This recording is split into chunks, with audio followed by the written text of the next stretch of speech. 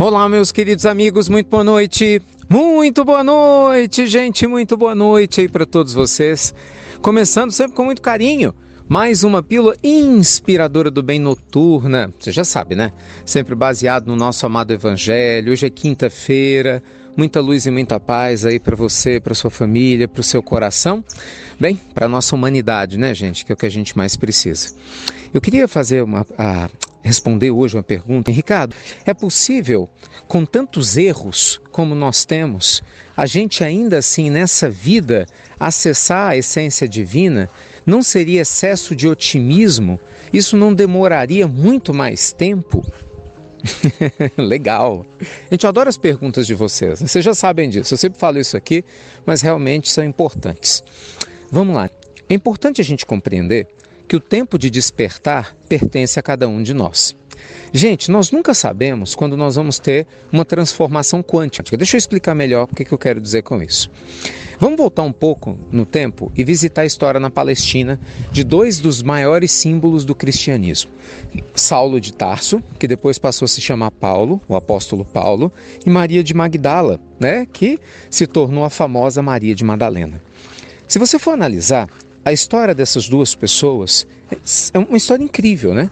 Porque ambos viveram uma vida de equívocos, cada um à sua forma, à sua maneira, e ambos tiveram momentos de despertamento muito profundos, mas foram tão fortes esses instantes de despertamento que no momento em que eles retornaram para a nova jornada, eles ajustaram a nova jornada, eles evoluíram muito em uma única existência. Entende? Isso vai acontecer sempre com todo mundo? Claro que não. Né? Tem pessoas que vão começar um despertamento numa existência, entendeu? Vai lentamente, de repente vai reencarnar numa outra e continua lentamente. E sabe Deus o que vai ser feito e quanto tempo? Por exemplo, Paulo poderia ter feito a evolução que ele fez em uma existência em 3. Sabe, Maria de Magdala também. Por que isso não aconteceu? Porque eles usaram o livre-arbítrio deles com sabedoria. Agora é óbvio que mesmo com a evolução que eles chegaram em uma única existência, eles continuaram a evoluir a partir daí.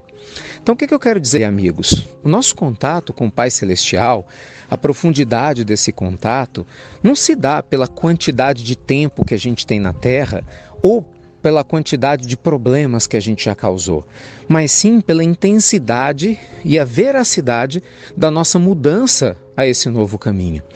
Lembremos-nos, gente, novamente, daquele ladrão que estando ao lado de Jesus, recebe a promessa do próprio Cristo, da boca do próprio Cristo, que ele estaria com ele, né, no mundo espiritual antes do final daquele dia. Então, assim, eu pelo menos vejo que essa lição linda que o mundo deixa para nós, o mundo espiritual. Faça o seu melhor. Muda completamente, né, a estrutura do nosso pensamento, do psiquismo, dos corpos sutis, altera a nossa vibração, o esforço para domar as nossas más inclinações, como a gente encontra em o Evangelho segundo o Espiritismo, no capítulo 17, o esforço para a gente despertar nosso lado búdico, né, nosso lado crístico, através do amor, através mesmo do desejo de acertar, não é, gente? De reconhecer que nós não somos perfeitos, mas que a gente pode sim se aperfeiçoar. E é aquela história, vocês já sabem, toda dor tem hora para acabar. E a dor acaba quando a consciência desperta, as mãos trabalham e o coração agradece.